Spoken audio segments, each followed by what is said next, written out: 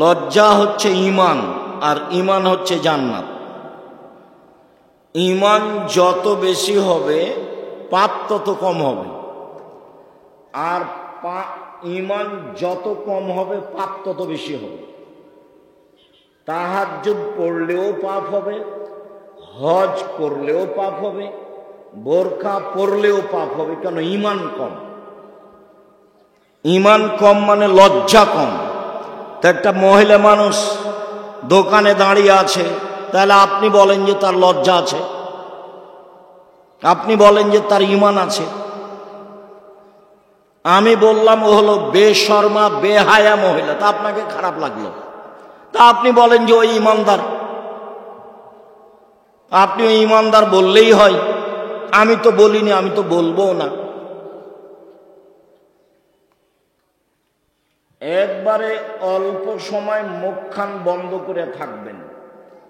আমার দিনী বোনেরা যারা এখানে আছেন, দুই একজন, আপনার সাথে আমার জরুরি কয়েকটা কথা আছে, আপনি অপেক্ষা করুন।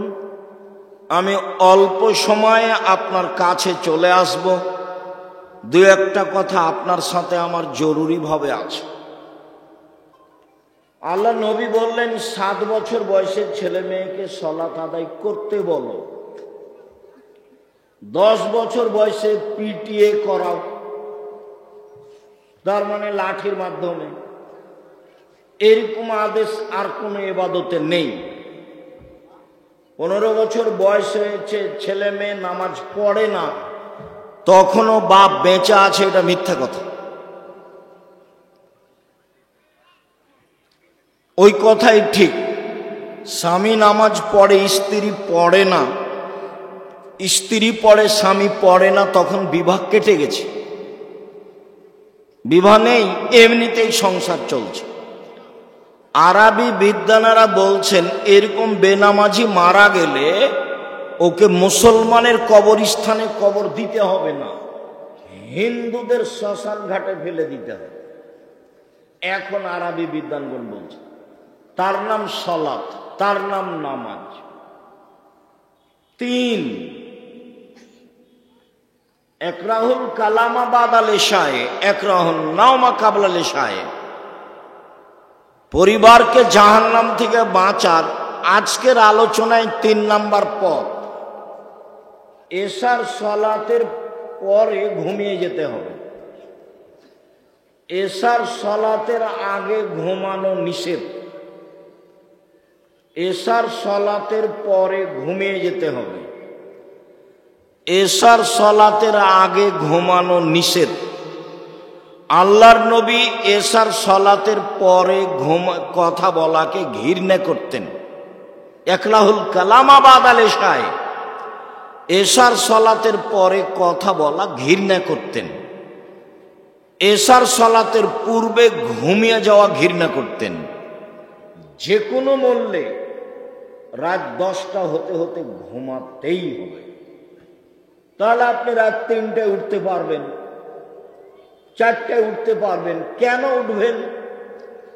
আল্লাহ প্রত্যেক দিন রাতের 3 ভাগের 2 ভাগ পার হলে সপ্তম আকাশ থেকে প্রথম আকাশে নেমে আসেন।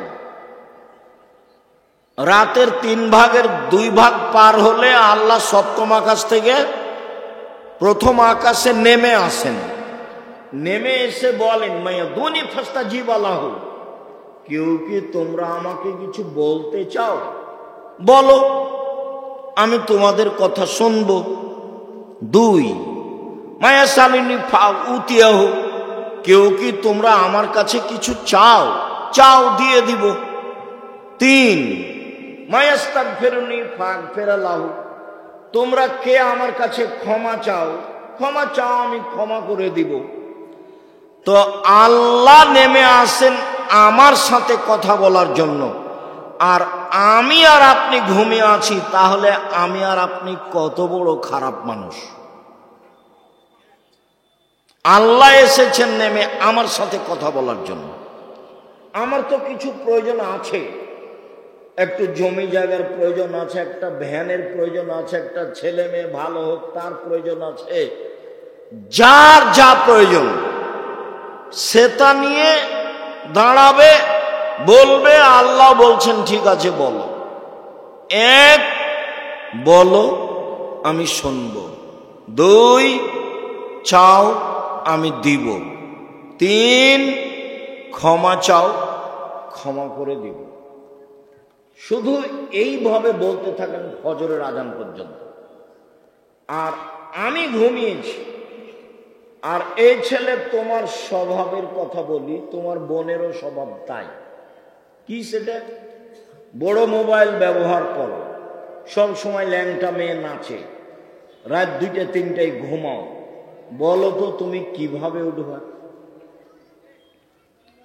তুমি রাত 3টায় কিভাবে উঠবা? তুমি তো রাত 2টায় ঘুমাও। তোমাদের বাড়ির স্বভাব কেমন হয়েছে জানো? তোমাদের বাড়িতে জেনার বন্যা সয়লাভ। কিভাবে?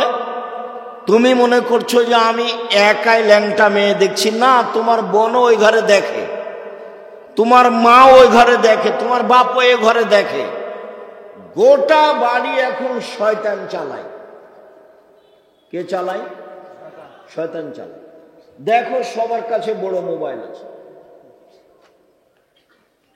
জামিয়া সালাফিয়ায় প্রতি মাসে বেতন লাগে 40 লক্ষ প্রতি মাসে।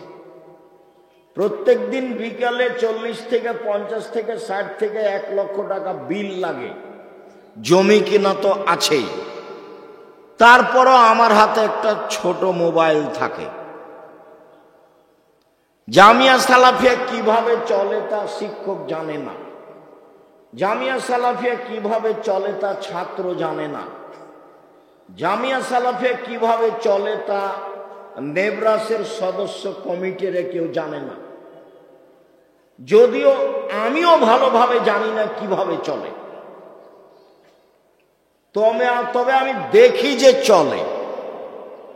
আমার মনে বড় সাধ, এই দেশের মাটিতে আমি উন্নত মানের প্রতিষ্ঠান গড়বই গড়ব ইনশাআল্লাহ। যেখানে ছেলে মেয়ে বাংলা, ইংরেজি, আরবি উন্নত মানের শিক্ষা অর্জন করে জাতির অন্যায়ের বিরুদ্ধে লড়বে মুখে কলমে মিডিয়ায়। এই যে মুখে আছি, কলম আমার সাথে আছে, মিডিয়াও সাথে আছে। জাতিকে ফাঁকি দিনি। জাতির যদি রাস্তাঘাট করে দিতে না পারি, জাতির যদি স্কুল কলেজ করে দিতে না পারি, জাতিকে চূড়ান্ত সঠিক ধর্ম দিতে পারবো ইনশাআল্লাহ। ধর্মের ব্যাপারে ফাঁকি দিয়ে আমি পরকাল হারাতে রাজি নই। এ কথাই ঠিক যে আমি বলি না আমারটা চূড়ান্ত ঠিক। এদেশের শতকরা 95 জন বক্তা মিথ্যুক। আমি বলিনি ইনি মিথ্যুক, আপনি তদন্ত করেন। এদেশের শতকরা 98 জন মুফাসসির মিথ্যুক। আমি বলিনি ইনি মিথ্যুক, আপনি তদন্ত করেন। এদেশের মাটিতে প্রায় 3 লক্ষ জাল জয়ী হাদিস আছে। আমার বাসায় আছে প্রায় 10,000 মানুষের বানানো হাদিস। ধর্মের নামে চলে, ধর্মের নামে চলে। অনেক দিন আগে ঘুঘুরাতলিতে এসেছিলাম কথা বলার জন্য। সেদিন প্রায় সব কথাইগুলি সেই লোকগুলোর সামনে নতুন ছিল, যদিও আমার কাছে কিছু করার নেই। কেন? আমি খুব ভালোভাবে জানি হক বলা যেমন কঠিন, হক মানাও তেমন কঠিন। হক বলা যেমন কঠিন, হক মানা তেমন কঠিন। আব্দুর রাজ্জাক সাহেব, হক বলা কঠিন কেন? এই ছেলে, তোমরা যারা বড় ছেলে যে গল্প করছে তাকে হাতে ইশারা করবে না। এই এখানে কি করছো তুমি?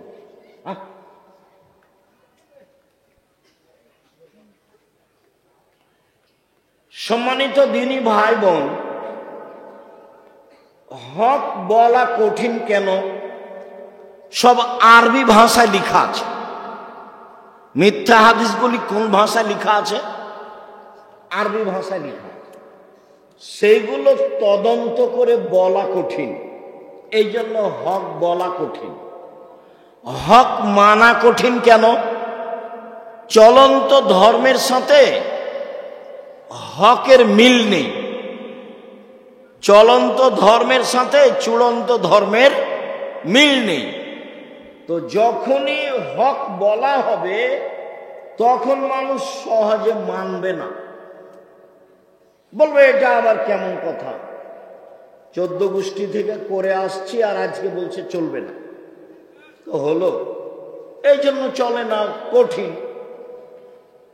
লাশটাকে সামনে রেখে সবাই বক্তব্য দিচ্ছে, এমপি, মন্ত্রী, চেয়ারম্যান, মেম্বার সবাই বক্তব্য দিচ্ছে। তা আমি বলেছি শুধু ঋণের কথা বলা যাবে, আর কিছু চলবে না, এটা হলো চূড়ান্ত হক। আর সবাই কথা বলবে এটা চূড়ান্ত মিথ্যে। যান যায় যায়, মরে মরে, তার পাশে বলতে হবে লা ইলাহা ইল্লাল্লাহ, বাস।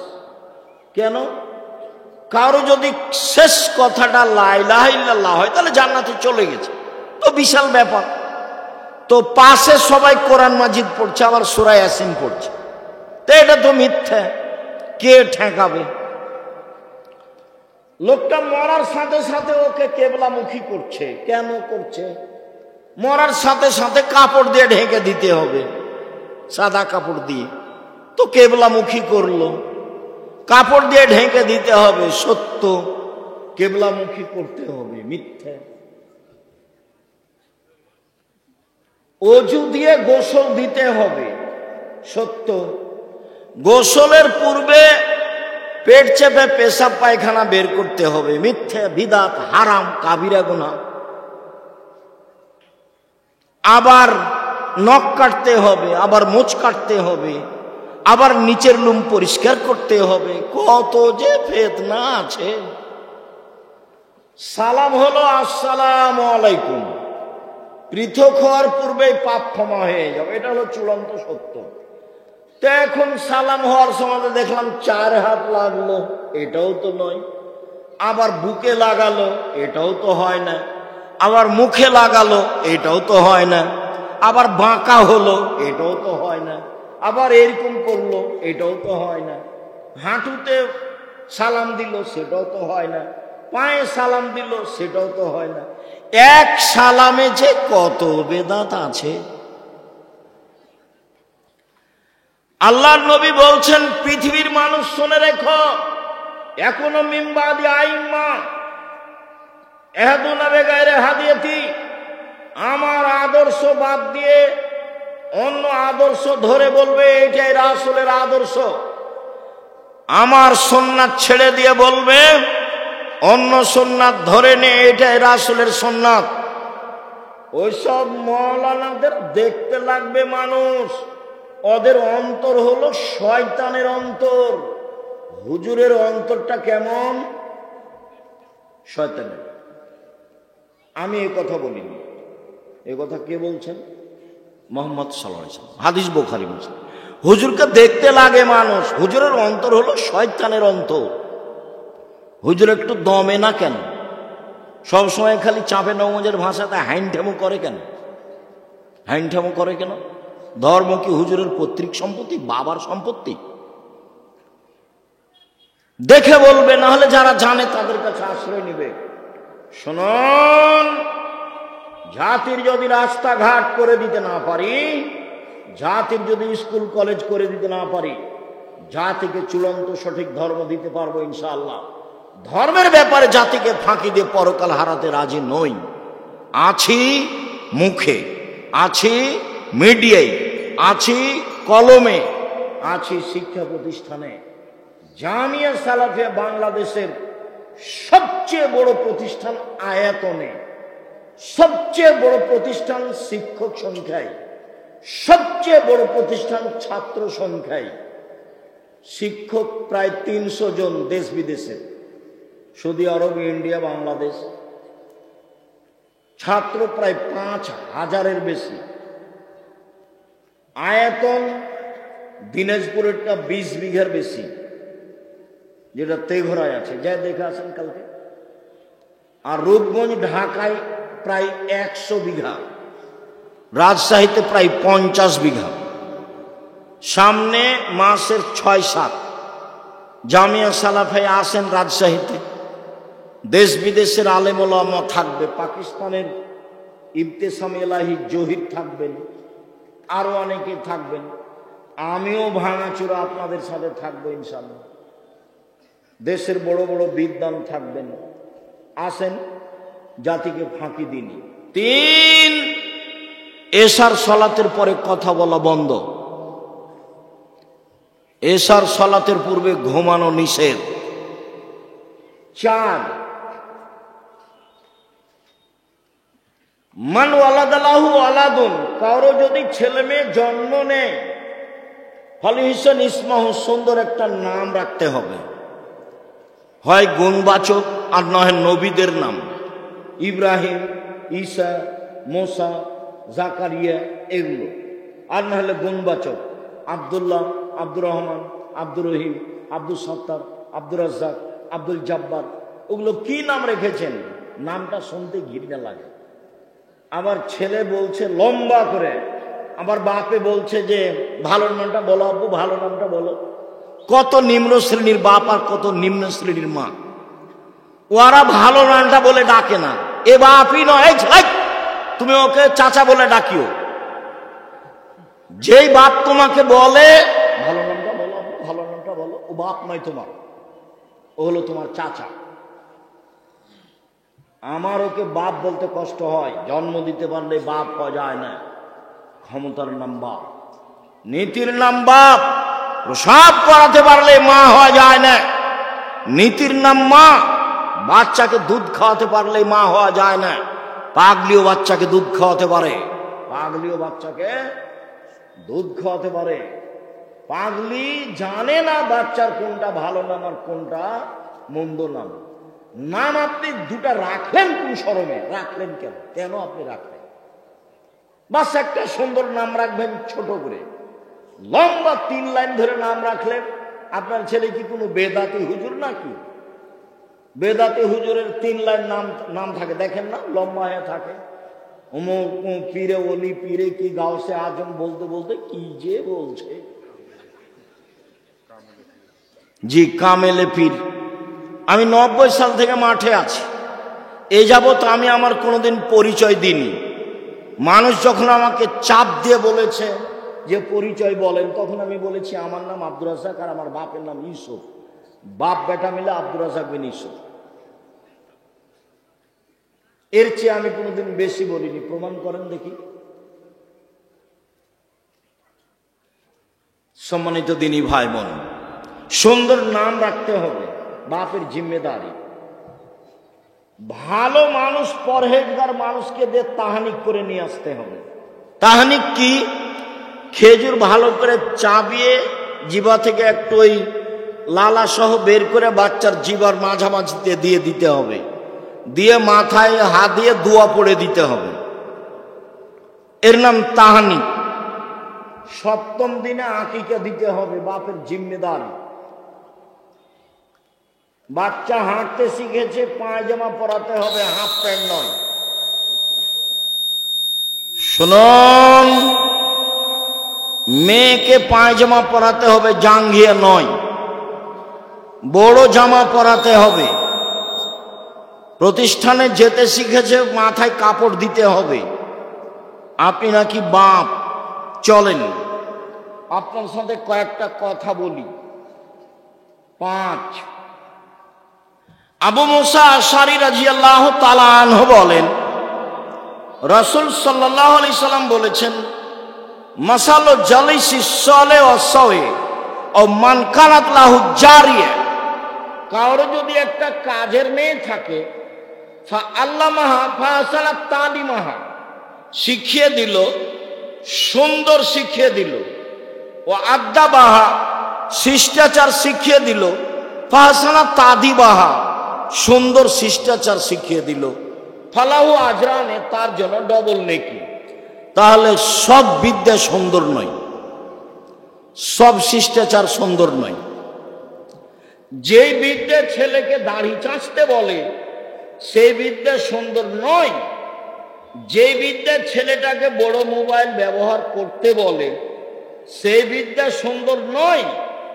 যে বিদ্যা ছেলেটাকে টাকনোর নিচে প্যান্ট পরতে বলে সেটা বিদ্যা নয়। যে বিদ্যা ঠাকুরের গান বলতে উৎসাহিত করে সে বিদ্যা নয়। আপনার ছেলে দিয়ে জাতির কিছু হবে এটা আমি মনেও করি না। কেন? আপনি ভুল বুঝেছেন। কি বুঝেছেন?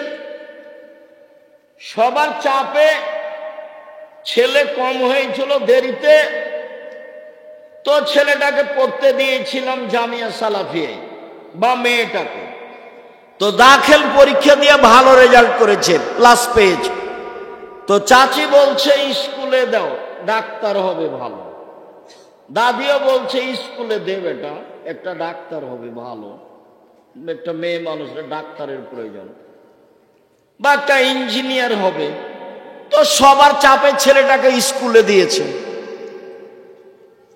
ইন্টার পরীক্ষার সময় 4 জন মাস্টার ছিল, বিশ্ববিদ্যালয়ে পরীক্ষার সময় সাবজেক্ট প্রতি একটা মাস্টার ছিল। যাক, আপনার কথা অনুপাতেও ডাক্তার হয়েছে, দেশে শিক্ষা অর্জন করে একটা ভালো ডাক্তার হয়েছে। এই ছেলে, এই ভালো ডাক্তার এ হলো প্রতারক। কিভাবে বলেন আব্দুর রাজ্জাক সাহেব? যেই কোম্পানি টাকা দেয় তারই ওষুধ লিখে। তো তুমিও গেছো, তোমার বেটাও, আপনার ছেলেও গেছে, আপনিও গেছেন। চাঁপাইনবাবগঞ্জের ভাষায় আমও গেল, ছালাও গেল, কাঁদতে কাঁদতে 2 চোখও গেল। টাকা পয়সা খরচ করে কি করলেন? ও তো ধোঁকাবাজ, জাতির সাথে প্রতারণা করে। আর ইঞ্জিনিয়ার যদি হয় তাহলে ও চোর, টাকা মাইরে নেই। একটু দিনাজপুর রানীর বন্দরের লোকেরা বুকে হাত দিয়ে বলুক না কেউ আমার সামনে বক্তব্য শেষে, এই যে জাতির জন্য ছেলে মানুষ করেছি। চোরও নয়, প্রতারকও নয়।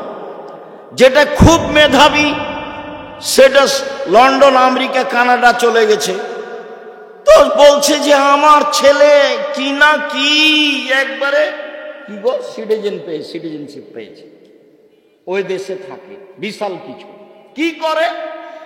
ওই সরকার তো একে ভালো চাকরি দিবে না, তখন একে করেছে যারা টয়লেট পরিষ্কার করে তাদের ম্যানেজার 3 লাখ টাকা বেতন।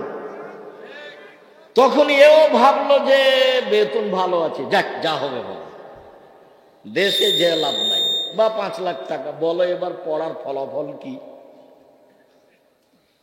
1 মিনিট, এই ছেলেরা, তোমরা যারা নিজেকে মেধাবী মনে করছো, একটা কথা শোনাই, আমার বাস্তব। সেটা হলে আমার বাম কানে কিছুদিন ওই চুলকাতো, খুব একটু পানি আসতো। তো দিনাজপুর কান বিশেষজ্ঞ ডাক্তারের কাছে গেলাম, উনি বললেন অবস্থা ভালো নয়, ঔষধ দিল। ঢাকা মেডিকেল বড় ডাক্তারের কাছে গেলাম, বলছে যে কি যে হয়, ঔষধ দিল। রাজশাহী বড় ডাক্তারের কাছে গেলাম, বলছে মনে হচ্ছে যে পর্দা ফেটে গেছে, ঔষধ দিল। 6 মাস বছর পার হচ্ছে। তো একদিন আমি কলকাতায় গেলাম প্রোগ্রামের জন্য, মনে হয় এখান থেকে যেদিন যাই সেদিনই হতে পারে। তো বললাম যে শোনো, চলো মেডিকেলে চলো, হবে কানটা দেখাই। তো সিরিয়াল করে আমি গেলাম, ডাক্তার একটু এভাবে দেখেই সরে বসছে। তা আমি বলছি, হাজরাত যারা মেহরবানি করকে দোবার। কিভাবে রবি ঠাকুরের গান বাংলাদেশের লোকেরা চয়ন করলো তা আমার জানা নেই, তবে রবীন্দ্রনাথ ঠাকুর বাঙালিদের শত্রু, রবীন্দ্রনাথ ঠাকুর মুসলমানের শত্রু, রবীন্দ্রনাথ ঠাকুর ঢাকা বিশ্ববিদ্যালয়ের শত্রু। মুসলমান যেদিন ইংরেজদের হাতে অপমানিত জেল হাজতে, সেই সময় দালাল ঠাকুর রবীন্দ্রনাথ লন্ডনে মুচ পাকায়। তারপরেও ঠাকুরের গান মুসলমানের ছেলে মেয়েরা বলে, দুঃখিত আমি বলি না, আমার ছেলে মেয়ে বলে না, দেখি কতদিন চলে, আল্লাহ সহজ করো। জবাব আপনি দিয়েন, কিভাবে দিবেন সেটা আপনার ব্যাপার। শিরক করে বিচারের মাঠে উপস্থিত হলে জাহান্নাম হবেই, বাকি পাপ ক্ষমা হতে পারে। লোকমান হাকিম বললেন, আব্বু শিরক করো না, শিরক বড় পাপ। তারপরে বললেন বাঁচার দ্বিতীয় পথ, বোনাইয়া আকিমিস সালাত, সালাত আদায় করো, নামাজ। জাহান্নাম থেকে বাঁচার দ্বিতীয় পথ হলো সালাত, নামাজ। নামাজ সালাত এক অবাক ইবাদত, যে কোনো ইবাদতের সাথে মিল রাখে না। সব ইবাদতে আপোষ আছে, সালাতে নেই। কিভাবে আপোষ? হজ ফরজ, তো এবছর গেলাম না, সামনে বছর যাব, ঠিক আছে যান। সিয়াম রোজা রমজান মাসে ফরজ, তা আমি অসুস্থ, ঠিক আছে পরে করেন, এ দেখেন আপোষ। যাকাত 2 মাস আগেই দেন, 1 মাস পরে দেন, এই যে আপোষ আছে। সালাত এরকম কোনো আপোষ রাখে না। অজু করে সালাত আদায় করতে হয়, পানি নেই, তায়াম্মুম করে করতে হবে। মাটি নেই, তাহলে অজু তায়াম্মুম ছাড়াই নামাজ পড়তে হবে। কেবলার দিকে মুখ করে সালাত আদায় করতে হয়, কেবলা বোঝা যায় না, কেবলা ছাড়াই সালাত আদায় করতে হবে। দাঁড়িয়ে সালাত আদায় করতে হয়, দাঁড়িয়ে থাকা যায় না, বসে থেকে করতে হবে। বসে থাকা যায় না, তো শুয়ে থেকে করতে হবে। পরিষ্কার কাপড় পরে সালাত আদায় করতে হয়, পরিষ্কার কাপড় নেই, তো অপরিষ্কার কাপড় যাতে পেশাব পায়খানা লেগে আছে সেটা পরেই পড়তে হবে। বলে কোনো কাপড়ই নাই, উলঙ্গ অবস্থায় আছে, তবুও পড়তে হবে। এক অবাক ইবাদত, যে মানুষের সাথে আপোষ করে না। মানুষ যদি গাড়িতে উঠে থাকে, ঠেলে ঠেল মানে না, শিকল ধরে আছে, নামাজের টাইম পার হয়ে যাচ্ছে, এই অবস্থাতে এভাবেই সালাত আদায় করতে হবে। জাহান্নাম থেকে বাঁচার দ্বিতীয় পথ সালাত আদায় করা। তাই তো মুহাম্মদ সাল্লাল্লাহু আলাইহি ওয়াসাল্লাম বলেছেন, মুরু আওলাদাকুম বিসসালাত। এই ছেলে, মুখে কথা বলছো কেন? শরম হয় না তোমার? লজ্জা হয় না? তোমাকে কয়েকবার আমি নিষেধ করলাম না? আপনি কি মনে করছেন আমি তো আছি এখানে? যেভাবে দাঁড়িয়ে আছেন ওভাবেই থাকেন, হোক কষ্ট, মুখখান বন্ধ করে থাকেন, আমি আপনার সাথে আছি। যে মহিলাগুলো বাজার করছে, তোরে হিন্দুর মেয়ে, আমি জবাব দিব? এইসব দোকানপাটে দাঁড়িয়ে আছে, আপনার স্ত্রী নাহলে আপনার বোন নাহলে আপনার মা, বলেন যে ওরা হিন্দুর মেয়ে, তো বাজারে আছে কেন? গরম হয় না? বৃষ্টি হয়ে পানি চলে যাবে, দোকানপাটে ঘুরে কি করে? তুমিও আছো তার সাথে, সেই জন্য ঘুরে কাপুরুষ। তোমার শরম হয় না কেন? তোমার হায়া হয় না কেন? তোমার লজ্জা হয় না কেন? তোমার বোন ওখানে দাঁড়িয়ে আছে কেন দোকানে? নিজের বিবেচনা অন্যের হাতে তুলে দিলে তো পরিবার কন্ট্রোল করা যাবে না। সম্মানিত দিনী ভাই বোন, যারা সামনে আছেন, আমার কথার সাথে সাড়া দিলে পরিবেশ ভালো থাকবে না।